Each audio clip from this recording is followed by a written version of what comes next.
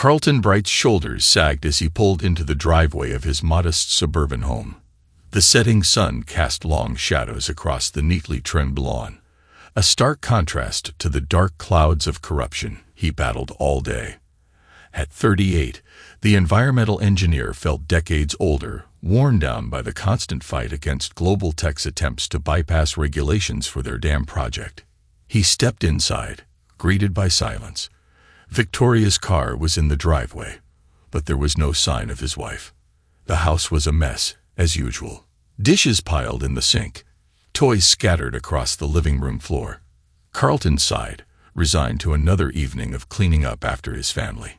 He started in the kitchen, scrubbing dishes with more force than necessary as he replayed the day's arguments in his mind.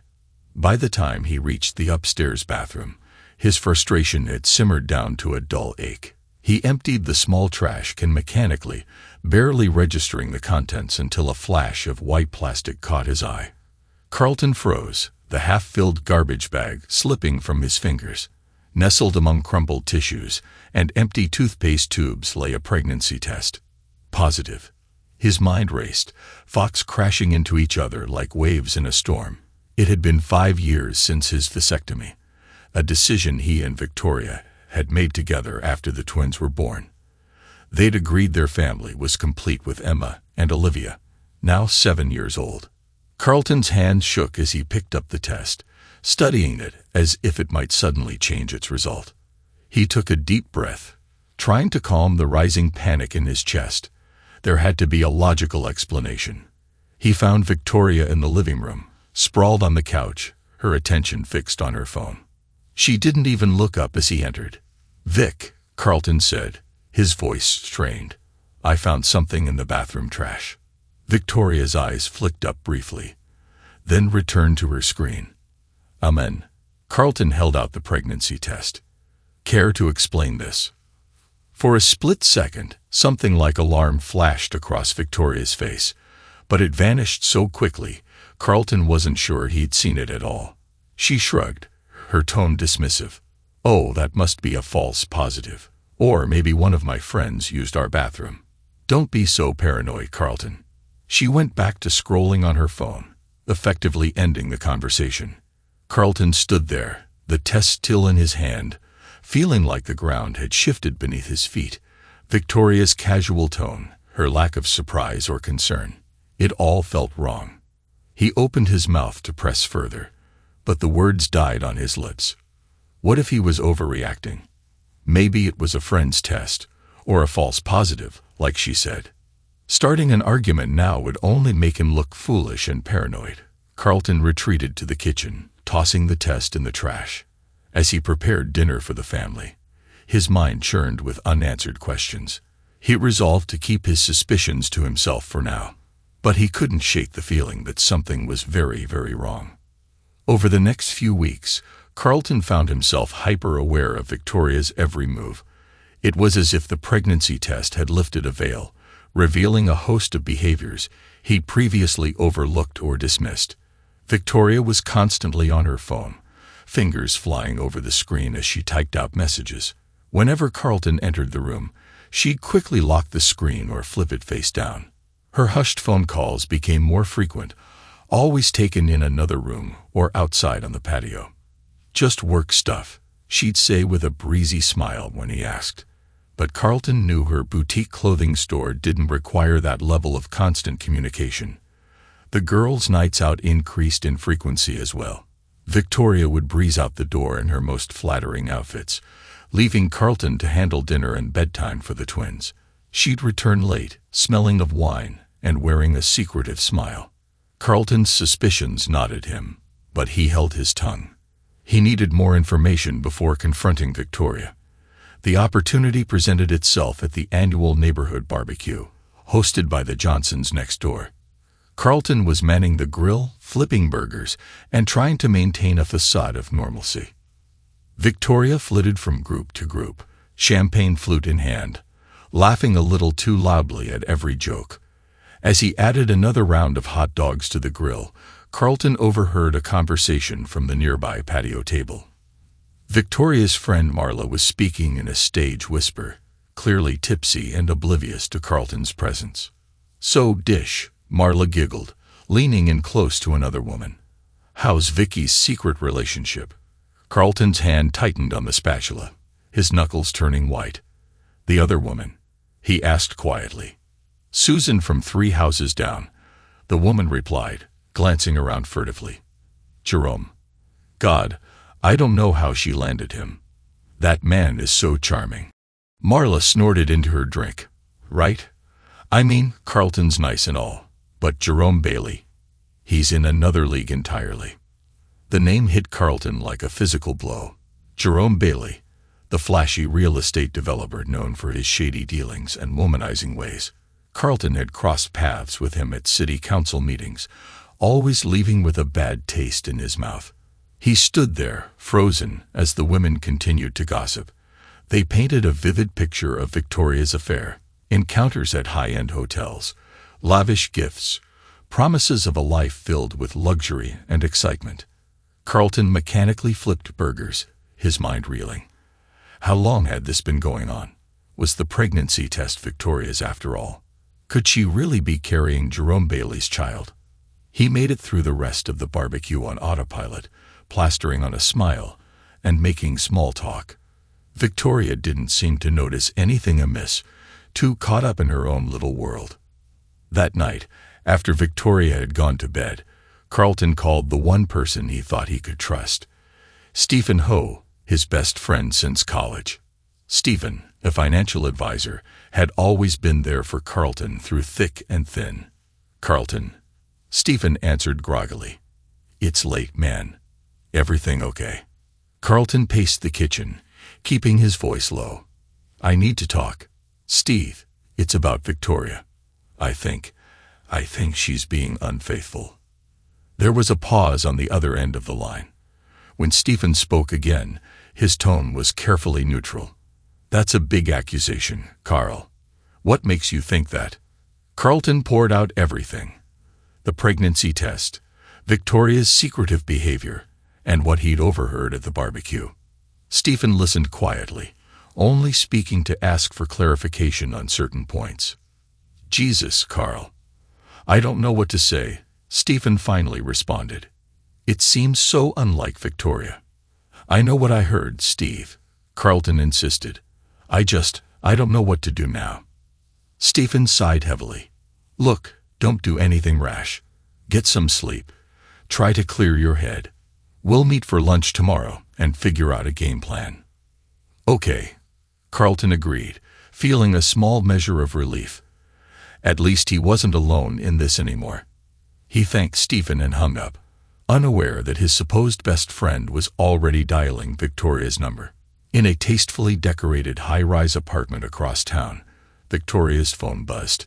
She extracted herself from Jerome's embrace, frowning at the caller ID. "Stephen, what's going on?"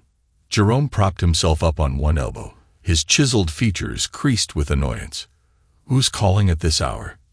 Victoria held up a hand to silence him as she listened to Stephen's urgent whispers. Her face paled. "He knows," she hissed. "How much?" Jerome sat up fully now, his dark eyes narrowing. Victoria listened for another moment before ending the call.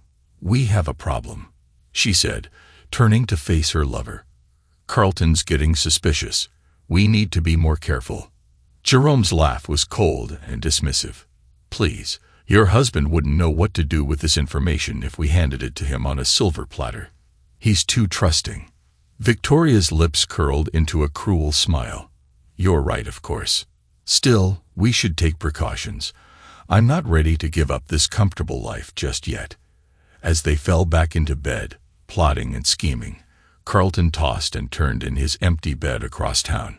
Blissfully unaware that his closest friend had just betrayed him, he clung to the small comfort that he at least had Stephen in his corner.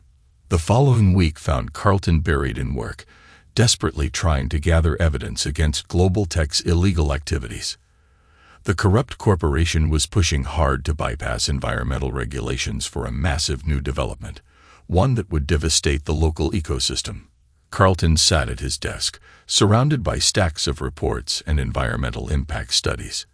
His eyes burned from staring at his computer screen, combing through data for any inconsistencies or red flags. He barely registered the knock on his office door, burning the midnight oil again. Bright. Carlton looked up to see his colleague, Diane, leaning against the doorframe. Her expression was a mix of concern and admiration. "Someone has to," Carlton replied, rubbing his eyes. "Global tech isn't going to expose itself." Diane stepped into the office, lowering her voice. "Be careful, Carlton. I've heard rumors that they're not above playing dirty to get what they want." Carlton's jaw tightened. "I'm counting on it. The dirtier they play, the more evidence we'll have to bring them down."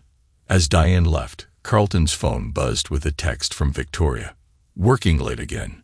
Don't wait up." He stared at the message, a familiar mixture of anger and hurt churning in his gut. Part of him wanted to confront her to demand the truth, but the rational part of his brain knew he needed more proof before making any accusations. Carlton threw himself back into his work with renewed vigor. If he was fighting battles on all fronts, so be it. He'd win them all or go down swinging. Hours later, Carlton finally called it a night. He drove home in a daze, his mind still buzzing with environmental data and half-formed strategies against global tech. The house was quiet when he arrived. Victoria's car was noticeably absent from the driveway. Carlton found Mrs. Delgado, their elderly neighbor, dozing on the couch. She often watched the twins when both Carlton and Victoria worked late. "Mr. Bright," she said, startling awake. "I'm sorry, I must have dozed off." Carlton forced a smile. "No worries, Mrs. D. I appreciate you staying so late. How were the girls?" "Oh, they were angels as always," Mrs. Delgado replied, gathering her things. "They were so excited to tell me about their day, especially about the nice man who sometimes picks them up from school when their mommy is busy." Carlton froze his hand halfway to his wallet to pay Mrs. Delgado. "I'm sorry, what man?" Mrs. Delgado looked confused. "The one they call their fun uncle. Tall fellow, very handsome, drives a fancy red sports car." The description matched Jerome Bailey perfectly. Carlton felt a surge of rage, so powerful it made his vision blur for a moment. He took a deep breath, not wanting to alarm Mrs. Delgado or, worse, have her mention his reaction to Victoria. "Ah, yes," Carlton managed, his voice strained. "Their mother's friend. Thank you for reminding me." After Mrs. Delgado left, Carlton went to check on the twins. Emma and Olivia were sound asleep, their matching blonde curls spread across their pillows. Looking at their innocent faces, Carlton felt a fresh wave of anger at Victoria's betrayal. It wasn't just him she was hurting. It was their entire family. He sat on the edge of Emma's bed, gently stroking her hair. "Daddy's going to fix this," he whispered. "I promise." Returning to the living room, Carlton poured himself 2 fingers of whiskey and sank onto the couch. He pulled out his phone, staring at Victoria's last text message. His thumb hovered over the call button for a long moment before he tossed the phone aside and sighed. No, he wouldn't confront her. Not yet. Victoria and Jerome thought they were so clever, so above it all. They had no idea what was coming. Carlton downed his whiskey in one burning gulp. He'd play the oblivious, trusting husband for now. Let them think they were getting away with it. But behind the scenes, he'd be planning, gathering evidence, preparing for the day when he'd bring their whole world crashing down around them. As he poured another drink, Carlton allowed himself a small smile. They thought him weak, too trusting. By the time he was done, they'd realized just how wrong they were. The dining room was awash in soft candlelight, creating an illusion of warmth that belied the tension simmering beneath the surface. Carlton sat at the head of the table, his face a mask of neutrality as he watched Victoria fuss over the place settings. "I wanted tonight to be special," Victoria chirped, her voice syrupy sweet. "We so rarely have time for a proper family dinner these days." Carlton nodded, saying nothing. He sensed something was coming from the moment Victoria had insisted on this elaborate meal. His suspicions were confirmed when she clinked her glass, calling for attention. "I have wonderful news," Victoria announced, her eyes shining with what Carlton now recognized as carefully rehearsed emotion. "We're going to have another baby." The twins, Emma and Olivia, squealed with delight. Carlton's parents, visiting for the weekend, offered enthusiastic congratulations. Through it all, Carlton maintained his composure, playing the part of the surprised and elated husband to perfection. "That's fantastic news, darling," he said, raising his glass in a toast. If anyone noticed the lack of warmth in his eyes, they didn't mention it. As the meal progressed, Carlton observed Victoria with a detached fascination. She was putting on quite a show, gushing about baby names and nursery colors. He almost admired her acting skills, if not for the rage simmering just beneath his calm exterior. Later that night, after the girls were in bed and his parents had retired to the guest room, Carlton retreated to his office. He pulled out a leather-bound notebook from a hidden compartment in his desk drawer. Inside were meticulous notes detailing Victoria's comings and goings, snippets of overheard phone conversations, and other suspicious behavior. Carlton added today's date and a brief entry about the pregnancy announcement. He'd been documenting everything for weeks now, building a case that would leave no room for doubt, but he needed more irrefutable proof that would stand up in court and in the court of public opinion. With a smile, Carlton picked up his phone and dialed a number he'd researched extensively. "Zachary Stark Investigations," a gruff voice answered. "Mr. Stark, I'd like to arrange a meeting. I have a delicate situation that requires your expertise." 2 days later, Carlton sat across from Zachary Stark in a nondescript diner on the outskirts of town. Stark was a burly man with shrewd eyes that missed nothing. He listened intently as Carlton laid out the situation, nodding occasionally and taking notes. "I need ironclad evidence," Carlton finished. "Photos, videos, financial records, anything that proves the affair and any potential conspiracy against me." Stark leaned back, sizing Carlton up. "This won't be cheap, Mr. Bright. And it won't be pretty." Carlton met the investigator's gaze without flinching. "Whatever it costs, whatever it takes. I want them exposed." As Carlton left the diner, his phone buzzed with a news alert. He froze, staring at the headline. "Respected pediatrician Samantha Bailey honored for Children's Health Initiative." The accompanying photo showed an elegant woman with kind eyes accepting an award. Carlton's mind raced. Samantha Bailey, Jerome's wife. Another innocent caught in the crossfire of Victoria and Jerome's selfish actions. For a moment, Carlton hesitated. Was he going too far?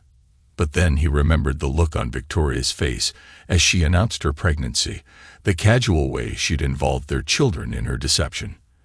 That evening, using a public computer at the library and a disposable email address, Carlton composed a message to Samantha Bailey. It was brief, providing just enough information to raise suspicions without revealing his identity. He attached a photo Stark had already provided: Jerome and Victoria entering a high-end hotel together. As he hit send, Carlton felt a satisfaction. Let them all face the consequences of their actions. He was done being the oblivious, trusting husband. It was time for the architect of vengeance to begin his work. Weeks passed, and Carlton's web of intelligence grew ever wider. Zachary Stark proved to be worth every penny, providing a steady stream of damning evidence against Victoria and Jerome. But it was Carlton's own investigation that uncovered the most shocking betrayal of all. As Victoria's baby shower approached, planned with nauseating enthusiasm by her sycophantic friend Kimberly, Carlton found himself reviewing some troubling discrepancies in his financial records. Something wasn't adding up, and the trail led straight to his supposed best friend, Stephen Ho. Carlton sat in his car outside Stephen's office building, his hands clenched on the steering wheel. He trusted Stephen with everything: his suspicions about Victoria, his fears for his marriage, even the management of a significant portion of his investments. Now, staring at the bank statements spread across the passenger seat, Carlton felt a cold fury building inside him. Not only had Stephen been helping Victoria hide her affair for months, but he'd also been misappropriating funds from Carlton's accounts. The money trail led to a new property development, spearheaded by none other than Jerome Bailey. Carlton's first instinct was to storm into Stephen's office and confront him. But as he reached for the door handle, he paused. No, that wasn't the smart play. Stephen, Victoria, Jerome, they'd all thought they were so clever, so untouchable. Let them keep thinking that right up until the moment Carlton pulled the rug out from under them. With a calm he didn't entirely feel, Carlton started the car and drove to his bank. He spent the next few hours moving his remaining assets to secure accounts, leaving just enough in the compromised ones to avoid raising suspicion. As he worked, his mind raced with plans within plans, mapping out his path to revenge. That evening, Carlton met Stephen for their regular beer and pool night at O'Malley's pub. He laughed at Stephen's jokes, commiserated about work stress, and pretended not to notice the slight tremor in Stephen's hand when Victoria's name came up in conversation. "You know, Steve," Carlton said as they were leaving, clapping his friend on the shoulder, "I don't know what I'd do without you. You've been a rock through all this craziness with Victoria." Stephen's smile was strained, guilt flashing in his eyes for just a moment. "That's what friends are for, right? You can always count on me." "I know," Carlton replied, his own smile never reaching his eyes. "Believe me, I know." As Stephen's car disappeared around the corner, Carlton's genial expression hardened into one of determination. He pulled out his phone and dialed a number he'd been saving for just the right moment. "Sherry Woodward's office," a crisp voice answered. "Ms. Woodward, this is Carlton Bright. I find myself in need of a very discreet and very determined attorney. I was told you're the best." Back at work, Carlton threw himself into his case against Global Tech with renewed vigor. The corporation's attempts to bypass environmental regulations for their new development had grown increasingly brazen, and Carlton was determined to bring them down. Late one night, as Carlton pored over environmental impact reports and zoning laws, a hesitant knock sounded at his office door. He looked up to see Buddy Blackwell, a young environmental journalist he crossed paths with at city council meetings. "Mr. Bright, I hope I'm not interrupting," Buddy said, fidgeting with his press badge. "I've been following your work against Global Tech, and well, I think I might have some information that could help." Carlton leaned back in his chair, studying the nervous journalist. "Come in, Mr. Blackwell. Close the door behind you. I think we have a lot to discuss." For the next few hours, Carlton and Buddy pored over documents, connecting dots, and building a case that would expose Global Tech's illegal activities. As the first rays of dawn crept through the office blinds, Carlton felt a spark of hope. "Here, at least, is one battle I could win cleanly." "This is excellent, Mr. Bright," Buddy said. "With your insider knowledge and my sources, we could really expose Global Tech for what they are." Carlton nodded, a smile playing at his lips. "That's the plan, Mr. Blackwell. Let's take them down." As Buddy gathered his notes to leave, Carlton felt a twinge of something like regret. Here was someone driven by a genuine desire for justice, untainted by the betrayal and deceit that had come to define Carlton's personal life. For a moment, he envied the young journalist's straightforward mission. But as Carlton turned back to his desk, his eyes fell on a framed photo of Emma and Olivia. He was fighting for them now, on all fronts. There would be time for regrets later, if he allowed himself to have any at all. As Victoria's pregnancy progressed, she and Jerome grew increasingly bold in their affair. They were often seen together at upscale restaurants and exclusive events, barely bothering to hide their relationship. Victoria's excuses to Carlton grew flimsier by the day, but he played the role of the oblivious husband to perfection. What Victoria and Jerome didn't know was that every public appearance, every careless display of affection, was meticulously documented by Zachary Stark and his team. Carlton received regular updates, each more damning than the last. He stored it all away, building an arsenal for the day of reckoning. One unseasonably warm afternoon, Carlton found himself at a charity golf tournament, reluctantly partnered with Jerome Bailey. As they walked between holes, Jerome's arrogance was on full display. "You know, Carlton," Jerome said, his tone condescending, "I've always admired how understanding you are. Not many men would be so accepting of their wife's friendship with another man." Carlton gripped his golf club tighter, forcing a neutral expression. "Victoria and I have always believed in trust and independence in our marriage." Jerome chuckled, clapping Carlton on the back. Of course. It's just that some men might get the wrong idea, seeing their wife spending so much time with a successful, handsome businessman. But not you, eh? You're made of sterner stuff." It took every ounce of Carlton's self-control not to swing the golf club at Jerome's smug face. Instead, he smiled blandly and said, "I suppose I am." Later that week, Carlton overheard Victoria on the phone with Stephen, their voices drifting through the partially open study door. "Everything's on track," Victoria was saying, her tone hushed but excited. "Once the baby's born, we'll file for divorce. With what you've done to his accounts, Carlton won't know what hit him. He'll be broke, and Jerome and I will be free to start our new life." Carlton's hands clenched into fists, but he forced himself to remain still, listening. Stephen's reply was hesitant. "I don't know, Vicky. This is getting out of hand. Carlton trusts me. Maybe we should." "Don't you dare back out now," Victoria hissed. "You're in this as deep as we are.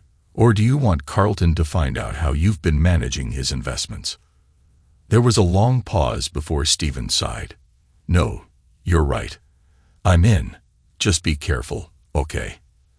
As Victoria ended the call, Carlton silently retreated to his home office. He pulled out his phone and dialed Sherry Woodward's number. "Ms. Woodward, it's time to move forward with those legal maneuvers we discussed, and I need to make some changes to my will and financial arrangements. How soon can we meet?" Over the next few weeks, guided by Sherry's razor-sharp legal mind, Carlton put into motion a complex series of moves designed to protect his assets and lay the groundwork for his eventual divorce. Accounts were shifted, trusts were established for the twins, and ironclad prenuptial agreements were unearthed and reinforced. All the while, Victoria, Jerome, and Stephen continued their plotting, blissfully unaware that Carlton was always 2 steps ahead. But it wasn't just his finances that Carlton was working to protect. As he delved deeper into Victoria's deception, he uncovered a painful truth that cemented his resolve to destroy her carefully crafted image. It started with small things, the twins mentioning that Mommy was always too busy to help with homework, or that she'd forgotten to pick them up from soccer practice again. Carlton began paying closer attention, and what he saw filled him with a cold fury. Victoria's neglect of Emma and Olivia had become systematic. She prioritized her affair and her social life over their well-being, manipulating the girls emotionally to keep them quiet about her absences and mistakes. One evening, Carlton found Emma crying in her room. When he asked what was wrong, her answer broke his heart. "Mommy said if I told you she forgot my recital, you'd get mad and leave us." Emma sobbed. "I don't want you to leave, Daddy." Carlton gathered his daughter in his arms, smoothing her hair as she cried. "I'm not going anywhere, sweetheart. I promise." As he comforted Emma, Carlton's mind was racing. He'd known Victoria was selfish, but this level of emotional manipulation of their children was unforgivable. That night, after the girls were asleep, Carlton added a new section to his evidence file. This wasn't just about exposing an affair anymore. It was about protecting Emma and Olivia from a mother who saw them as little more than props in her perfect life narrative. As he worked late into the night, cataloging instances of Victoria's neglect and manipulation, Carlton felt the last shreds of doubt or hesitation fall away. Victoria had made her choice, prioritizing her affair over their family. Now it was time for Carlton to make his. The architect of vengeance looked out the window at the quiet suburban street, a smile playing on his lips. The wet was tightening and soon, very soon, it would be time to spring the trap. The Oakmont Country Club buzzed with excitement as guests arrived for Victoria Bright's baby shower. Women in designer dresses and men in tailored suits mingled on the manicured lawn, sipping champagne and exchanging gossip. Victoria held court near the gift table, her pregnancy glow enhanced by expertly applied makeup and a flowing maternity gown that probably cost more than most people's monthly rent. Jerome Bailey stood nearby, playing the role of the supportive family friend to perfection. His hand occasionally brushed Victoria's lower back, a gesture just intimate enough to raise eyebrows, but not quite scandalous enough to cause outright shock. "Vicky, darling, you're absolutely glowing," gushed Kimberly, Victoria's self-appointed best friend and shower organizer. "This is going to be the event of the season." Victoria preened under the attention, her smile smug. "Well, I do have a lot to celebrate. A new baby, a loving husband, wonderful friends. Life couldn't be more perfect." As if on cue, a ripple of surprise went through the crowd. Carlton Bright had arrived, looking impeccable in a tailored suit. He carried a stack of elegant envelopes, a slight smile playing on his lips. Victoria's eyes widened in alarm. This wasn't part of the plan. Carlton was supposed to be at a work conference, conveniently unable to attend the shower. She quickly composed herself, plastering on a bright smile. "Carlton, darling, what a wonderful surprise." She air-kissed his cheek, whispering harshly, "What are you doing here?" Carlton's smile never wavered. "I couldn't miss my wife's big day, could I? In fact, I brought a little something to share with all our guests." Before Victoria could react, Carlton began moving through the crowd, handing out the envelopes with a genial smile. "A little party favor," he explained to the curious onlookers. "Best opened all together, I think." Victoria felt a cold sweat break out on her forehead. She caught Jerome's eye across the room, seeing her own panic reflected there. What was Carlton up to? As the last envelope was distributed, Carlton took center stage, tapping a spoon against his champagne flute for attention. "Friends, family, esteemed guests," he began, his voice carrying across the now silent lawn. "We're here to celebrate new life, new beginnings, but before we do, I think it's time for some truths to come to light. Why don't we all open our envelopes together?" The sound of tearing paper filled the air, followed by gasps of shock and murmurs of disbelief. Victoria felt the blood drain from her face as she saw what Carlton had distributed. Photos of her and Jerome in compromising positions, printouts of incriminating text messages, financial records showing Stephen's misappropriation and her own complicity. But the final blow came in the form of two official-looking documents. DNA test results proving Carlton wasn't the father of Victoria's unborn child, and a paternity test identifying Jerome as the real father. The crowd erupted into chaos. Victoria stumbled back, her carefully constructed world crumbling around her. Jerome pushed through the crowd, his face a mask of fury. "You scoundrel!" he snarled at Carlton. Carlton's laugh cut him off. "No right. To expose your affair with my wife. To reveal how you plan to trick me into raising your child. Oh, I think I had every right, Jerome." He pulled out his phone, tapping the screen. Suddenly, Victoria and Jerome's voices filled the air, discussing their plans in explicit detail. Victoria felt a wave rise in her throat as she heard herself laugh about how easy it would be to fool Carlton. A commotion near the back of the crowd drew everyone's attention. Samantha Bailey, Jerome's wife, had arrived just in time to hear the damning recording. Her face was a study in shock and fury as she stormed towards her husband. "You traitor," she hissed, the crack of her palm against Jerome's cheek echoing across the suddenly silent gathering. Without another word, Samantha spun on her heel and strode away, leaving a stunned Jerome in her wake. Victoria, her face ashen, tried one last desperate gambit. "Carlton, please," she pleaded, reaching for him. "We can talk about this. There's an explanation." Carlton stepped back, his eyes cold. "Save it, Victoria. The time for talking is long past. I hope you and Jerome will be very happy together. You deserve each other." As Carlton walked away, head held high, Victoria collapsed into a nearby chair. She looked around at the faces of her friends and family, seeing only shock, disapproval, and in some cases, vindictive glee at her downfall. In that moment, Victoria Bright realized that her carefully crafted life of luxury and deception had just gone up in flames. The weeks following the baby shower debacle were a whirlwind of damage control for Victoria and Jerome. They huddled with high-priced lawyers and crisis management teams, desperately trying to salvage what remained of their reputations. "We need to get ahead of this," Jerome insisted, pacing Victoria's living room. "Paint Carlton as the villain. Say he was unfaithful. Make people sympathize with us." Victoria nodded, her eyes red-rimmed but calculating. "I can play the victim. Say I was afraid to leave him, that you were my savior." But Carlton was always one step ahead. As Victoria and Jerome's accusations hit the media, Carlton calmly released a series of videos. They showed Victoria's repeated neglect of Emma and Olivia, canceling plans with the girls to meet Jerome, forgetting school events, and manipulating the twins to keep quiet about her absences and mistakes. Even more damning were the clips of Jerome, clearly intoxicated, boasting about how easy it was to manipulate Carlton.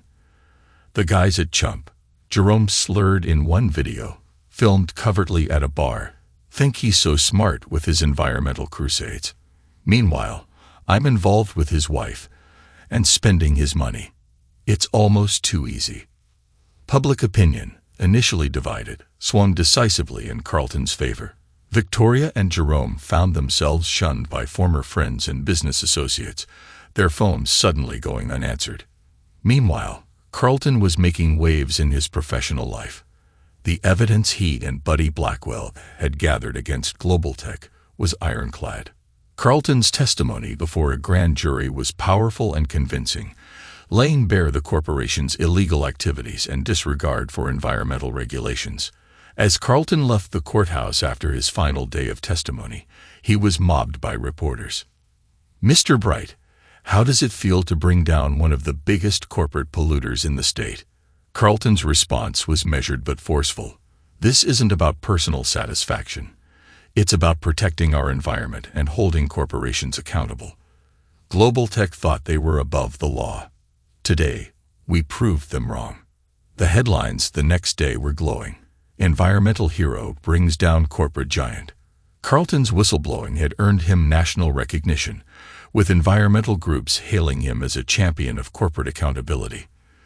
This positive press, combined with the evidence of Victoria's infidelity and Jerome's boasts, turned public opinion firmly in Carlton's favor. Social media was flooded with messages of support for Carlton and condemnation for Victoria and Jerome. But Carlton wasn't done yet. While the public drama played out, he had been quietly working with authorities, providing evidence of Stephen's misappropriation.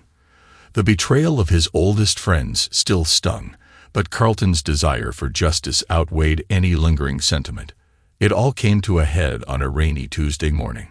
Stephen Ho, looking haggard and terrified, was led out of his home in handcuffs. He had been caught trying to board a flight to a non-extradition country with a suitcase full of cash and a fake passport. As Stephen was shoved into the back of a police car, his eyes met Carlton's. Carlton stood on the sidewalk, watching impassively as his former friend was taken away. There was no satisfaction in his gaze, only a resolution. Another piece of the puzzle had fallen into place. The news of Stephen's arrest sent shockwaves through their social circle. It was the final nail in the coffin of Victoria and Jerome's attempts to rehabilitate their image. With their co-conspirator headed to prison, their own misdeeds were once again thrust into the spotlight.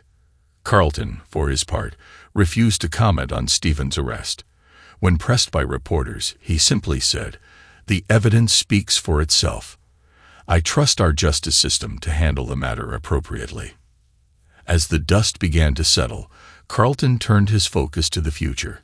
He had protected his reputation, exposed the truth, and set the stage for justice to be served. Now it was time to rebuild his life and create a better future for his daughters. The law offices of Sherry Woodward were a study in understated elegance. Carlton sat across from his attorney, reviewing the final draft of the divorce papers. Every clause had been meticulously crafted to leave Victoria with as little as possible. "Are you positive about this, Carlton?" Sherry asked, her sharp eyes studying her client. "It's an aggressive strategy. The courts might see it as punitive," she replied. Carlton's smile was cold. "After everything that's come to light, I think the courts will understand. Besides, Victoria's own actions have turned public opinion against her. No judge wants to be seen as sympathetic to someone who manipulated her own children." Sherry nodded, a hint of admiration in her eyes. "Very well. I'll have these served to Victoria immediately." Across town, Victoria sat in the living room of the house she had once shared with Carlton. The room was eerily empty. Most of the furniture and decor were already gone. She jumped at the sound of the doorbell, her heart racing as she opened the door to find a stone-faced process server. "Victoria Bright, you've been served." Victoria's hands shook as she opened the envelope. As she read through the divorce terms, her face drained of color. Carlton was leaving her with nothing. No alimony, no share in their assets, not even her car. The only thing she would retain was the clothes on her back and the unborn child she carried. "He can't do this," she shrieked, causing the process server to take a step back. "I'll fight it." Her tirade was cut short as she noticed a moving truck pulling up to the house. A team of movers began efficiently loading the remaining furniture and boxes. "What's going on?" Victoria demanded, storming out onto the front lawn. "Stop. This is my home." A calm voice behind her made her spin around. "Not anymore." Carlton stood there, his expression impassive. "The house has been sold. Victoria, proceedings are going to a women's shelter, by the way," he added, seeming fitting. Victoria's voice rose to a screech. "You can't do this. Where am I supposed to go?" Carlton's smile was devoid of warmth. "That's not my problem anymore. Though I'm sure Jerome will be happy to take care of you and your child. That was the plan, wasn't it?" As Carlton walked away, Victoria felt the full weight of her actions crash down upon her. She was alone, pregnant, and now effectively homeless. Meanwhile, Jerome Bailey's carefully constructed world was crumbling just as thoroughly. His wife, Samantha, had filed for divorce, taking their children and half of Jerome's assets with her. But that was just the beginning.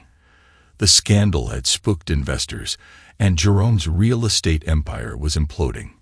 Projects were stalled, partners were backing out, and lawsuits from angry clients were piling up. Jerome found himself spending more time with his lawyers than at construction sites. To make matters worse, an anonymous tip to the FBI had launched a full-scale investigation into Jerome's business practices.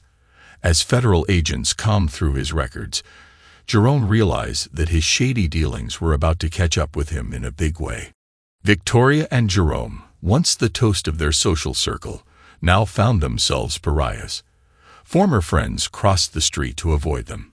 Invitations dried up. Whispers and pointed fingers followed them everywhere they went.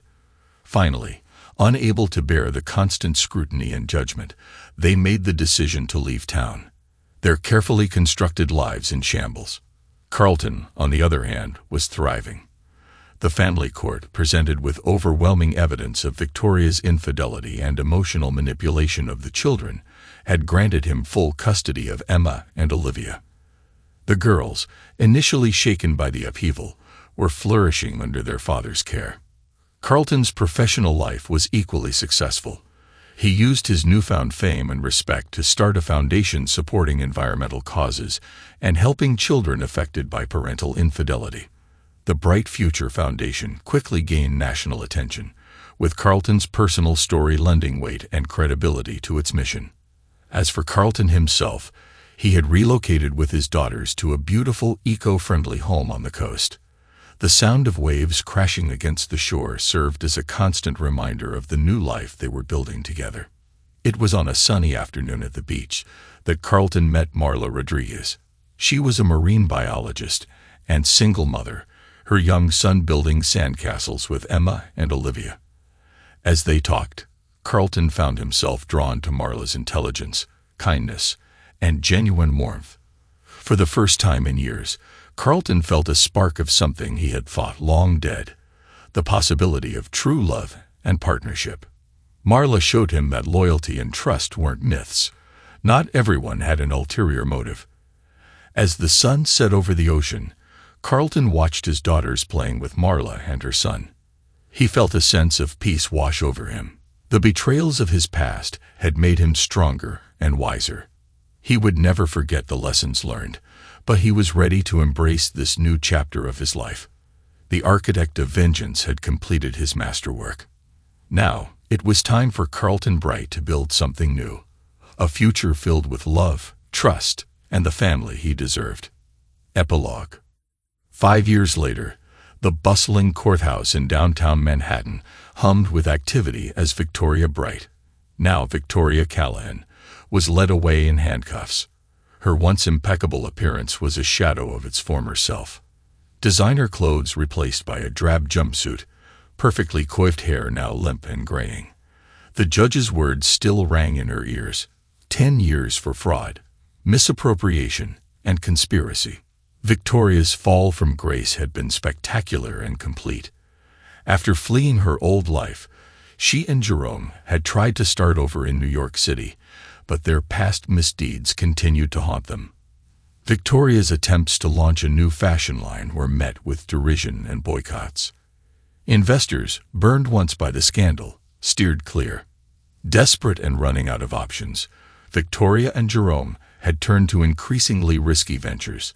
A Ponzi scheme targeting wealthy individuals had seemed like the perfect plan, until it all came crashing down. Now, Victoria faced a decade behind bars, her unborn child long since given up for adoption. Jerome Bailey's fate had been no less dire. His FBI investigation had uncovered a web of corruption that spanned years: money laundering, bribery, and connections to organized crime. The charges had piled up like a house of cards. In the end, Jerome had tried to flee the country, only to be caught in a dramatic airport takedown.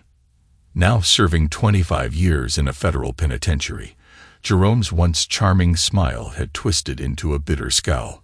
His fellow inmates, many of them victims of predatory real estate practices, took particular pleasure in reminding Jerome of his new lowly status. Back in their old hometown, life had moved on. Stephen Ho, released after serving 3 years for misappropriation, scraped by working as a night janitor at the same country club where he had once been a valued member. His financial acumen was now limited to stretching his meager paycheck to cover rent on a dingy studio apartment. Samantha Bailey, Jerome's ex-wife, had found unexpected strength in the aftermath of the scandal. Using her share of the divorce settlement, she had opened a pediatric clinic serving underprivileged communities. Her work brought her a sense of purpose and fulfillment she had never known in her marriage to Jerome. Buddy Blackwell's expose on global tech had catapulted him to journalistic stardom. Now a respected environmental correspondent for a major news network, Buddy often collaborated with Carlton's foundation on hard-hitting investigative pieces. And what of Carlton Bright, the architect of this grand revenge? The years had been kind to him. Lines of experience etched around eyes that now sparkled with contentment rather than simmering rage. The Bright Future Foundation had grown into a powerhouse nonprofit, its dual mission of environmental protection and supporting children of broken homes earning accolades nationwide. Carlton's office walls were lined with awards and commendations, but he took the most pride in the letters from families his organization had helped. Emma and Olivia, now teenagers, had blossomed under their father's care. The trauma of their early years had faded, replaced by the security of knowing they were truly loved and supported. Both girls showed a passion for environmental science, often joining their father on foundation projects during school breaks. Carlton's personal life had flourished as well. His relationship with Marla Rodriguez had deepened over the years, built on a foundation of trust, respect, and shared values.